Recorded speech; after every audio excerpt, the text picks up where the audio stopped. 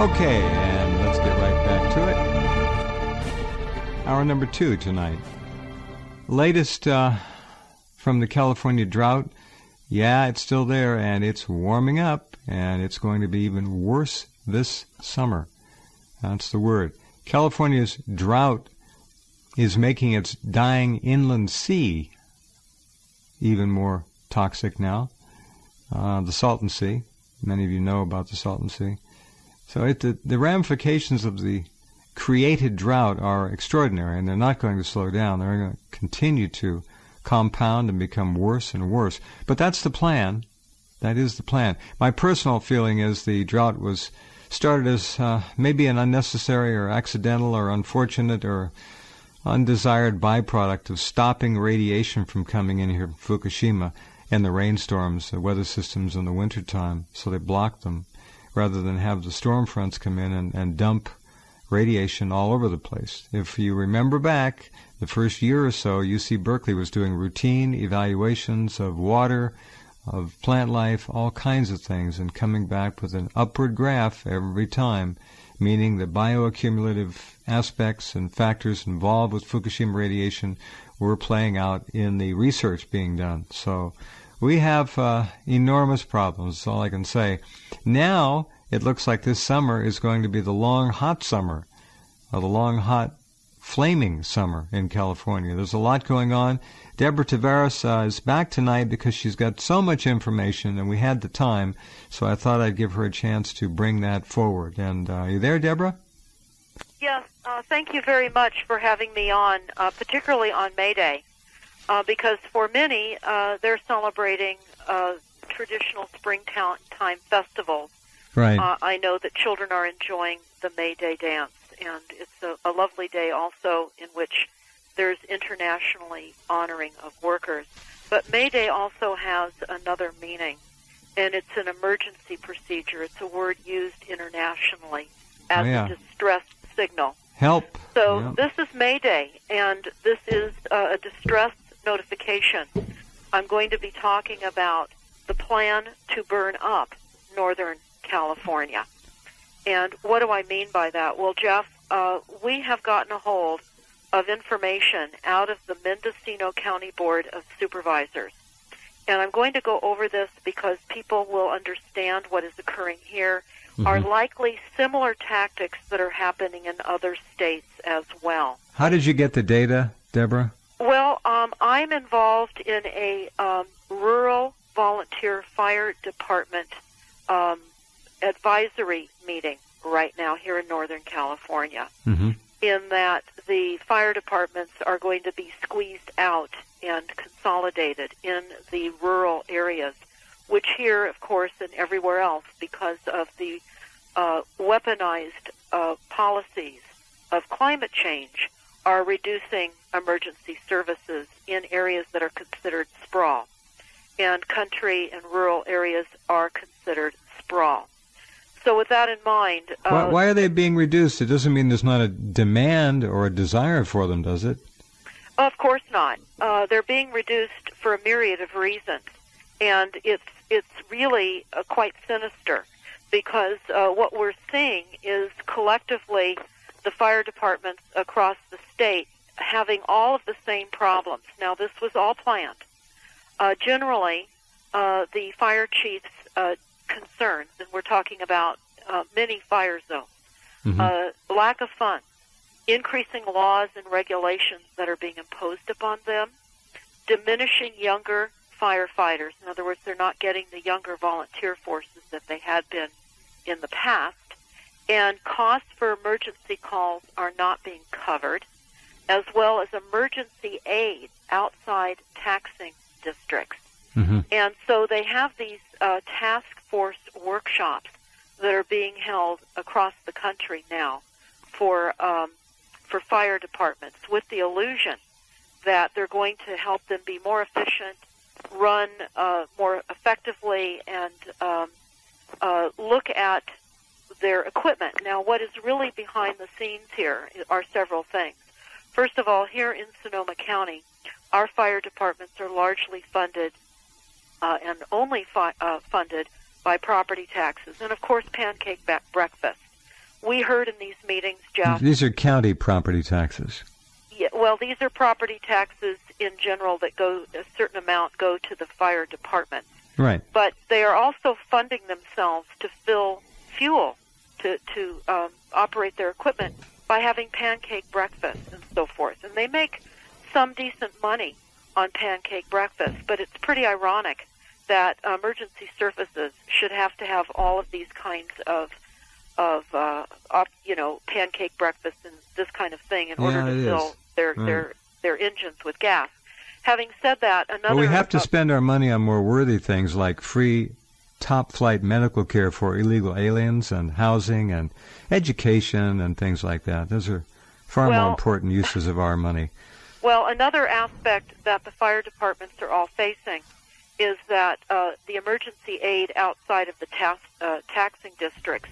What that means here in Sonoma County, where we are touting ourselves as a go-to destination for people all over the world because of the wine country and being nearby San Francisco.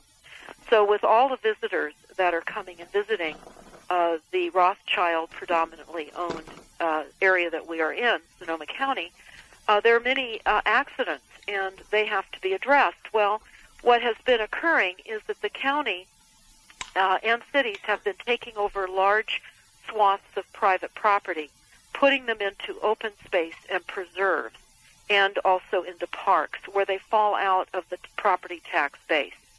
So the fire departments are having to serve different types of calls in areas where there is no tax being collected. So the funds have diminished greatly. The fire departments are working on a shoestring, doing an amazing job with what they're doing. But the plans that are involved here in these meetings, an illusion that the fire departments are going to be considered having more value, is based on this. And this was said at one of the fire meetings, and I would certainly, suggest everyone understand this. Who said it? I looked it up on the internet. Uh-huh. One of the main fire chiefs that was put in position and has only been in the county for a year, that has rotated to other counties here in Northern California, said that I asked, what is the end goal of a year and a half worth of monthly meetings? When we know that it's all the Delphi technique, we know that the agenda has already been cast. What they're going to do with the fire departments has already been laid out, and this is what we were told. We needed to look up incremental regional consolidation. Incremental regional consolidation. Did he look at you like you were crazy when you said that to him? He said that. Or did he get it? Oh, he was already in the loop. Good. He's in there to cleverly deceive the fire chiefs in the area. Gotcha. Because what they know is that in order to maintain services in the rural areas, again, unsustainable areas that are considered sprawl, is a massive increase in property taxes for those that are still paying property taxes. So that is where we heard about what I'm going to tell the listeners right now, Jeff. Again, I prefaced it as the plan to burn up Northern California. Sure. And that's exactly what it is. And everybody needs to pay close attention, and you need to research this in your area as well. Because we have documentation. We have documentation of the perpetrators as well, and that the Board of Supervisors in this area rejected the resolution that was proposed because of big bucks that were behind this plot. So I'm going to fill in what I just said so that everyone understands. This is in Mendocino County, Humboldt County, and the northern part of Sonoma County here in Northern California.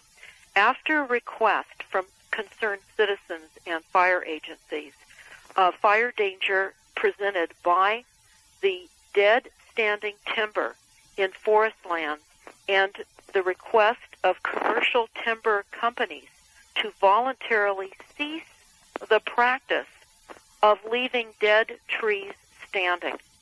So what has been happening? There has been a private timber company that is the Fisher family out of San Francisco, the Gap family. They have had control of 438,000 acres of forestry.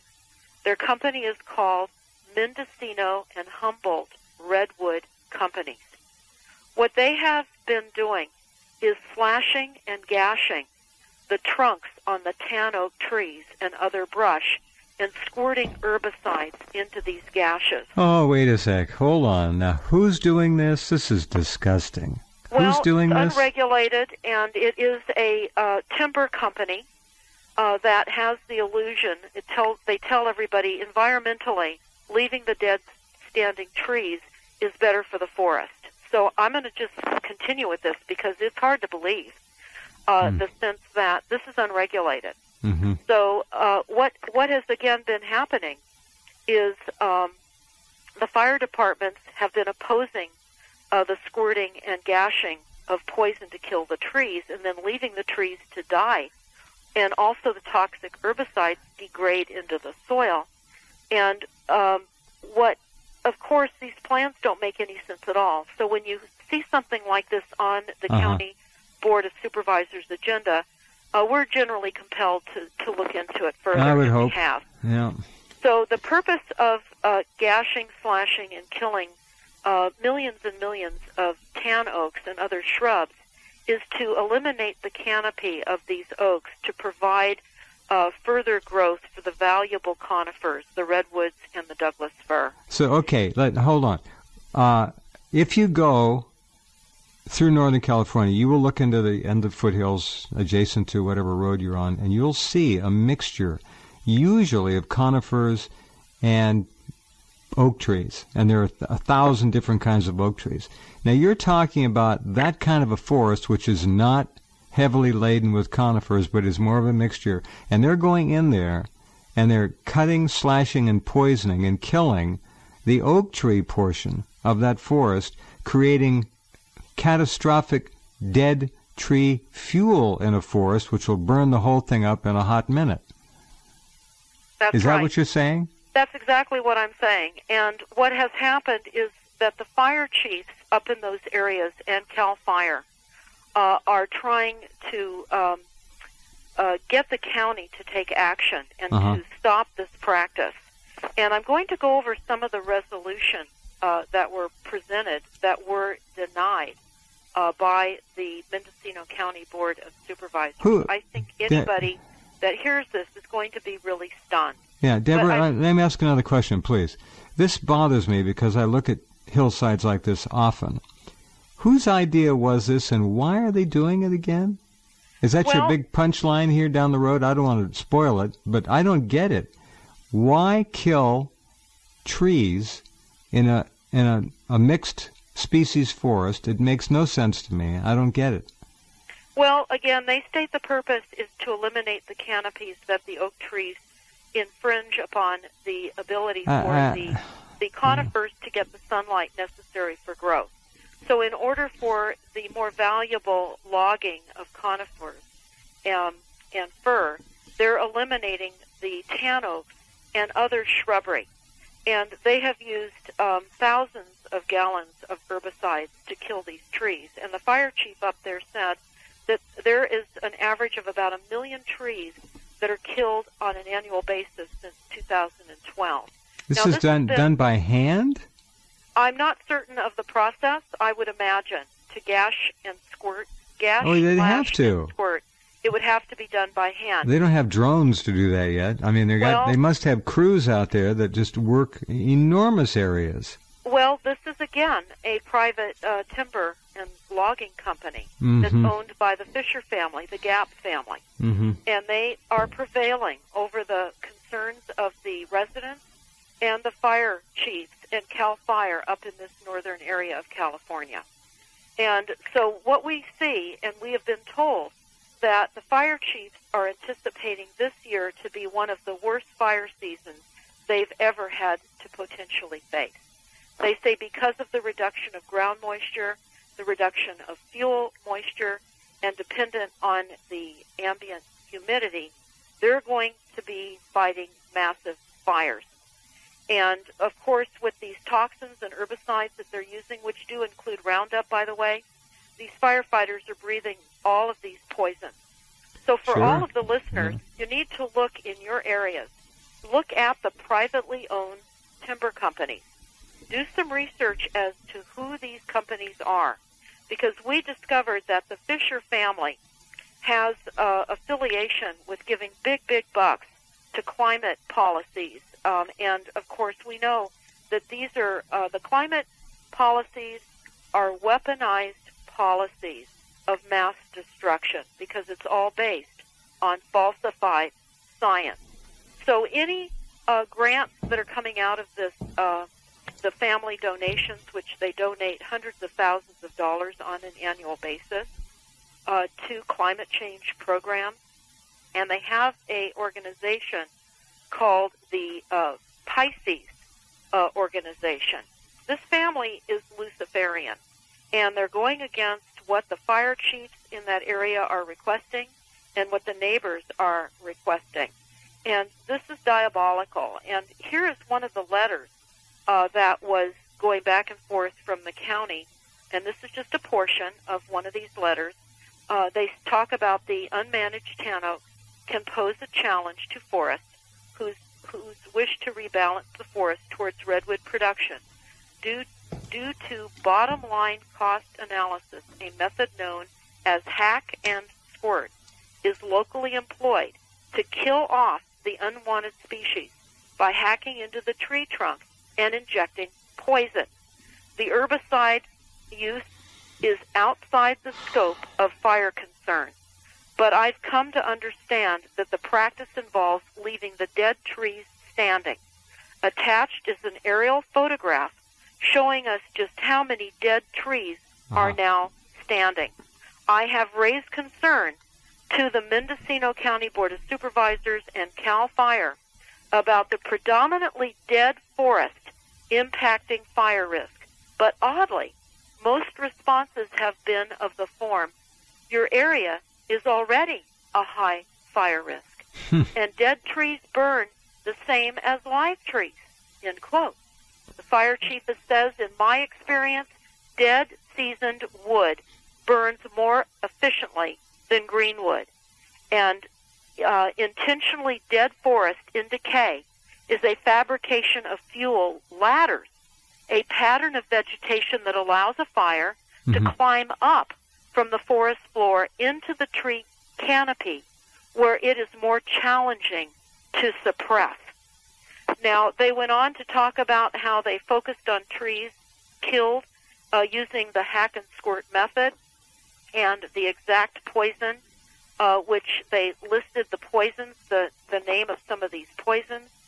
The County Board of Supervisors had a resolution to consider at this meeting.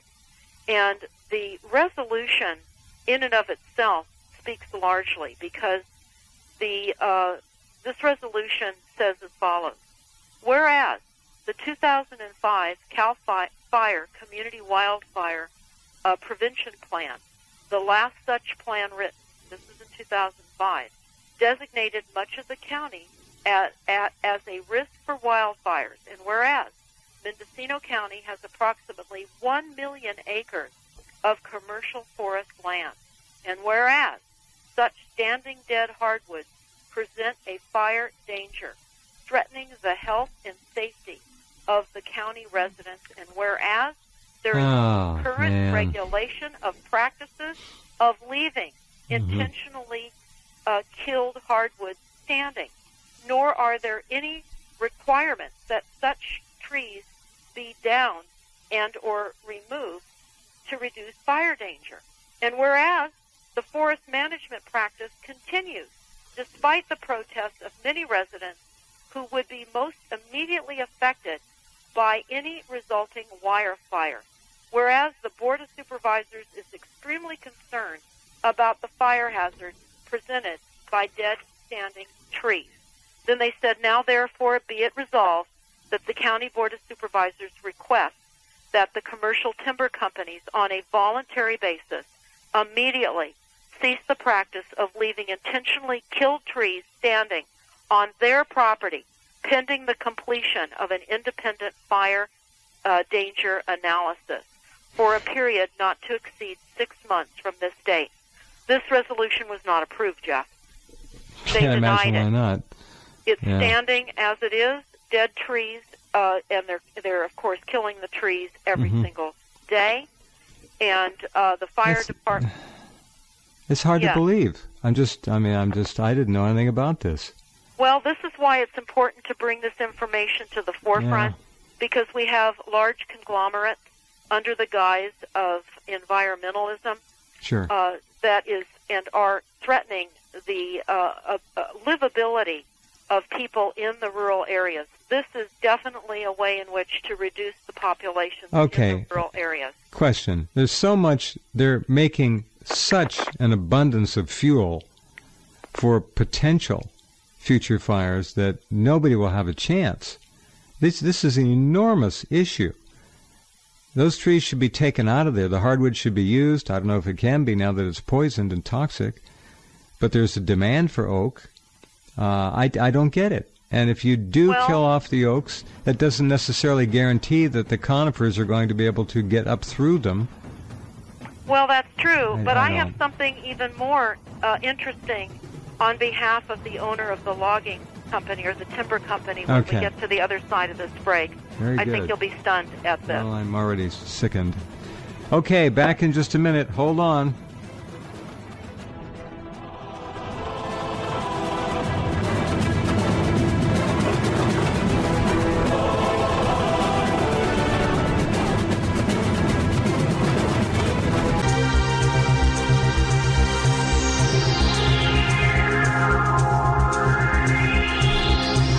Okay, welcome back.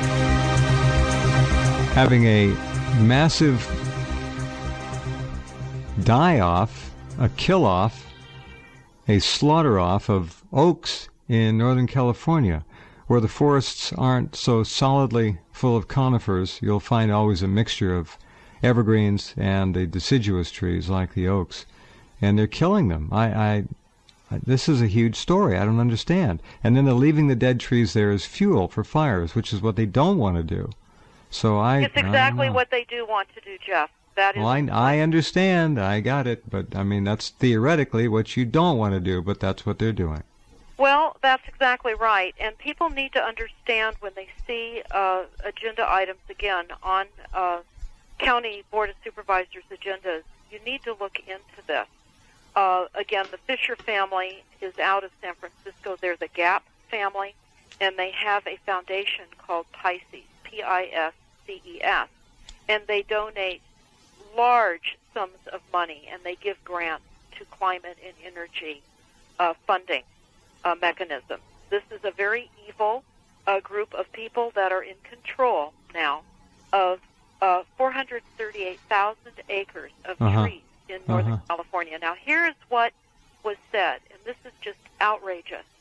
This is what the applicant, the Mendocino Redwood Company, had offered. And this is the fire chief, trying to be nice. He said, I cannot fault the applicant. Best I can tell, they operate in compliance with applicable law and work in an environment of ever-increasing and arguably onerous regulatory creep. In response to the questions I have raised, they've even stepped forward to brainstorm evacuation routes, adding credence to public concern in a desperate need of remedy. Well, there it is. There it is. So he goes on, the fire chief also goes on to say this. I'm also not ready to place culpability in the hands of the state regulators. It appears they are diligently following process. Unfortunately, the process as implemented seems to omit consideration for public safety, perhaps because forest management methods have outpaced legislative action. So what we have here is complete disregard for anyone who lives in the rural land. And this is an intentional depopulation of the area along the northern coast of California. Intentional. So I also want to talk about the reaction of those that attended the meeting. It was outrageous. Because the meeting was scheduled at the county in Mendocino between 1:30 and 3. But here's a comment that one of the attendees wrote. The worst part of it all was making everyone wait for such a very long time before finally allowing the public to comment on the dead tree issue. The schedule for the whole event was 1:30 to 3, but public comment didn't end up beginning until after 4. Many people ended up leaving before they could speak or even hear what others had to say on the subject.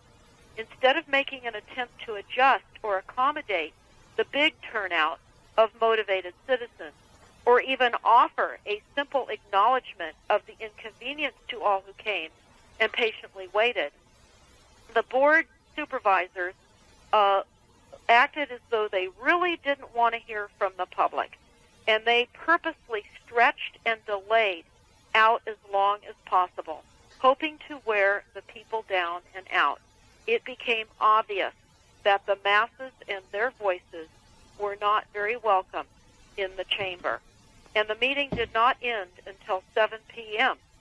when they killed the resolution. So here you had a meeting anticipated to calendar between 1:30 and 3, not ending until 7 p.m. Now, this is what I talk about frequently. The county boards of supervisors, the cities are all incorporated. They create the illusion with the Delphi technique as presented by the RAND Corporation that people have their say. That's why people are only given 3 minutes, and their voices Folks, are not heard. wherever you are all across the country, you're probably running into the same offensive weapons to shut you down. Absolutely. And I'm just going to throw this in right now because I mentioned the RAND Corporation, and this is something that I'm just investigating that I just discovered. And it's from the RAND Corporation's website. It's entitled Psychological Operations by Another Name is Sweeter. The Department of Defense has decided to change the name of military psychological operations, PSYOP, and it is a good thing. Make assertions despite concerns about the name change raised by others in Small Wars Journal. That should be an interesting journal. What's the new name? The new name is, the acronym is MISO, M-I-S-O, and that means Military Information Support Operation. All right, that's a PSYOP now. Yes, it is.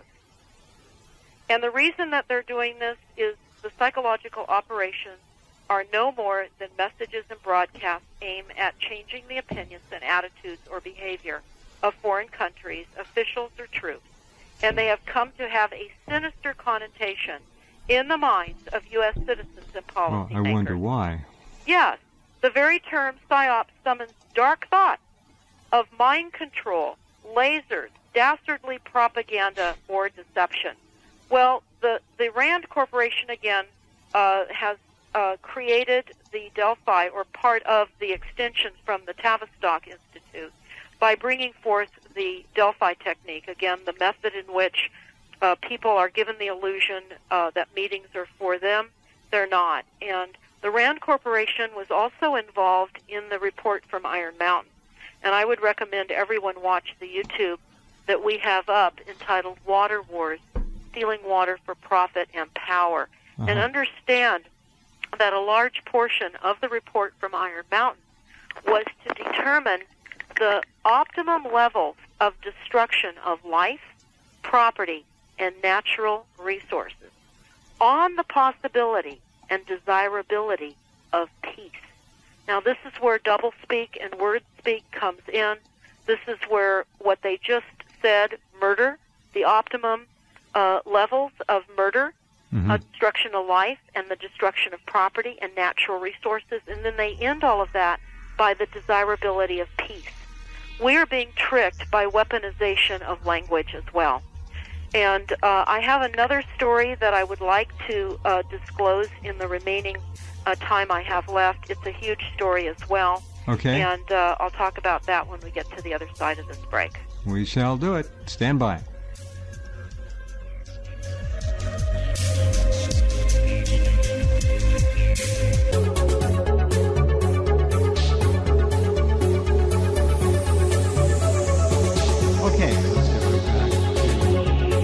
bad news. I keep hearing these things, and have for the last several years, with Agenda 21 coming and poking its head around the corner first, and all these things following, and they get crazier and crazier. Go ahead. Well, thank you, Jeff. Yes.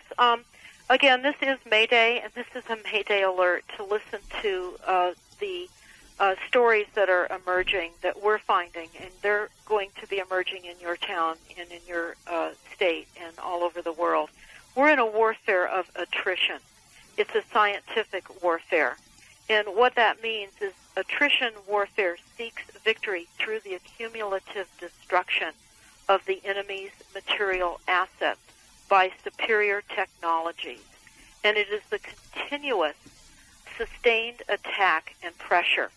Another aspect of this warfare involves what smart cities represent. Smart cities are the corralling of the people into prison zones, because keeping in mind, smart cities are based upon the idea that we must reduce greenhouse gas emissions. That is fraudulent science. And yet policies are being written in all of our corrupt administrative levels, and all the people that we assume represent us whom do not, are putting forth policies of corrupt, falsified science and creating new global markets and corralling all of us at the same time. Now, why I'm bringing up smart cities is going to follow into this story, Jeff, because attrition warfare is a clever exploitation of the mobility of the enemy to strengthen and to reduce the enemy's strength and make their strength irrelevant. And what they mean by that is finding an enemy means locating the enemy in both time and space. Fixing the enemy is reducing his freedom of action, usually by immobilizing or suppressing their abilities. So this is what smart cities are. They're suppressing our abilities. They want us out of cars. They want us onto bikes, where we'll be highly positioned to face all of the psychotronic weapons and all of the other weaponized systems of economy, etc., in these cities. So while I just spoke about smart cities, I certainly want everyone to hear this story. It is unbelievably horrific. There is a new city being proposed on nearly 8,000 acres of land in the San Joaquin Valley area of Southern California, where they're shutting down farms and ranches in the illusion that there is scarce water resources, which, of course, if you've been listening to Jeff's program and my program 6 days a week at 6 p.m. on Rince's network, you know already that primary water is why we do not have a water shortage, and that water is renewable. And we ask you to go to primarywater.org and get this information out far and wide. But to this city is called, it's a smart city, and it's going to be a new smart city with new trains. And they're calling it the New Ruralism. It's a new town proposed in Central California called Quay Valley. Quay.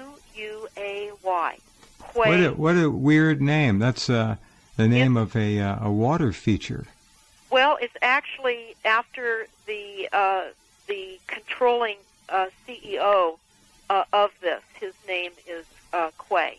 Really? But yes, it is. And it's interesting because there's Pelosi connections. There's all kinds of connections with this soon-to-be new town.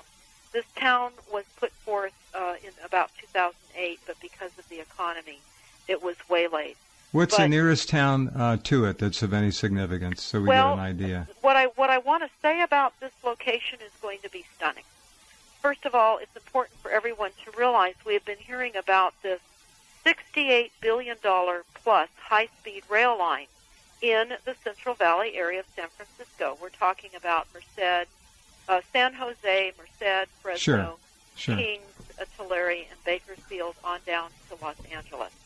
Well, this train was approved, the cost, and they've started construction even though they don't have enough money at this time to build it out. But it will take people from Los Angeles to San Francisco in less than 3 hours with speeds of over 200 miles an hour. So what's extremely interesting is that this rail system goes past and nearby this Quay town, Quay town. So projected population? Well, the Quay town originally wanted to build 150,000 single-family homes, but in order to be more appealing to Kings County, they chopped it down to 25,000 homes with 75,000 people. Now, I'm not clear as to what they're planning to do, create modulars within these homes to house 3 people per home. That is unclear at this moment, but I found it very interesting. 25,000 homes with the forecast of 75,000 people, keeping in mind this train will now run through it. What is interesting is that the holdings company is called GROW, G-R-O-W, which means green, renewable, organic, and water. That is the holding company for this Quay Valley in the San Joaquin. By the way, just for fun, excuse me, Quay means, I wonder if there's any irony here, a landing place, especially one of solid masonry or concrete, constructed along the edge of a body of water, like a wharf. Well, I can only tell you that, again, the name in this instance, and there could be some irony, it could be a name that this all right, anyway, it's a weird name. But having name. said that, here we are with the new train and a new town. And this new town, while it sounds wonderful, is very daunting and very frightening. And I'll go over a few aspects of what we can expect in this new town. First of all, they're rezoning current grazing land for housing and commercial development. And some of the land has been growing almonds and pistachios. Mm-hmm. So they're taking it out of farm production. And, of course, they claim that it's going to be a state-of-the-art sewer and water treatment system. And they will produce treated water to meet and exceed acceptable water quality standards. And they go on to say ongoing maintenance of these facilities will be provided through the Quay Valley Community Services District. In other words, they claim in this new city that not one drop of water will not be reclaimed water. It will all be reused water. What we have discovered in the documents in the YouTube that we put out, Water Wars, Stealing Water for Profit and Power, that the mega banksters will increase their revenue enormously by the billions and billions of dollars globally by water treatment plants and desalinization, which is unnecessary. They're only treating the secondary water cycle, the toxic water, from the rain and snowmelt, when in fact we have primary water that comes up from the mantle of the earth and is created continuously. But I wanted to go into more of the features of this huge development. It's going to have retail stores. It's going to have schools for education, entertainment, and hospitality features. Boy, I want to live there. Yes, and I know that you'll be the first one to purchase one of these relocation camp homes. The San Joaquin Valley, where it's 110 for about 2 months of the year, right?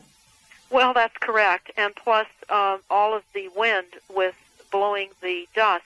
Many people are very sick there now because of the very toxic treatment with fertilizers in that area.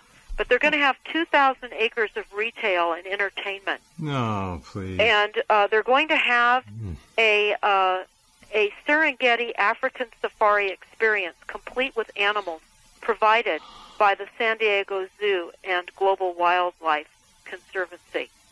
They're also going to have a water. Listen to this. This is very remarkable. They're going to be building a 5-mile Hyperloop transportation system that will weave its way through the project. It'll be the first working Hyperloop in the world. The system is being built by Hyperloop, and it goes on to say that people will get into a large tube, a vacuum environment, that can transport passengers at hundreds of miles per hour. Now, they talk about how there will be an emphasis on reduced cars, that there will be an emphasis on walkability, and there will be the reused canals, the water will have boats so that people can also boat. They can get in little boats. And they're going to all be boating in their own sewage. Yes, and it's called the City of the Future. And they're driving it as being the 21st century go-to location. They said it will surpass any location in California. People will want to go and visit this. This is the new ruralism. It is encompassing sustainability, green building, green infrastructure principles, and it's a new master plan community that is embracing smart growth. Again, well, the only thing they don't have is gambling. Well, I'm certain that will be part of what they will likely have. Sooner or later, they'll figure a way. Well, all I can say is that they're also creating it to be future-proof in that the infrastructure will provide a platform for future updates and help avoid obsolescence. And they're going to minimize the need for vehicle trips and miles traveled. They're going to have heavy, heavy fines on water users that exceed their water allotment. This is attrition warfare. This is an encampment for those that are going to move there. This is confining the enemy without cars under the illusion that this is going to be fun and that this is going to be a world-class sustainable community. Again, over 75,000 permanent residents in 25,000 dwelling units. So, again, Quay, this is a new town, Quay, in the Central Valley, where the farmers and ranchers are losing their farms and ranches due to the illusion of scarce water resources. Jeff, I want to thank you for having me on the program. Oh, you're welcome. Everyone, you can go to my website, stopthecrime.net, where you will find hot radio show topics at the top of the site. I urge all of you to take a look at the articles that I've discussed on the program this evening.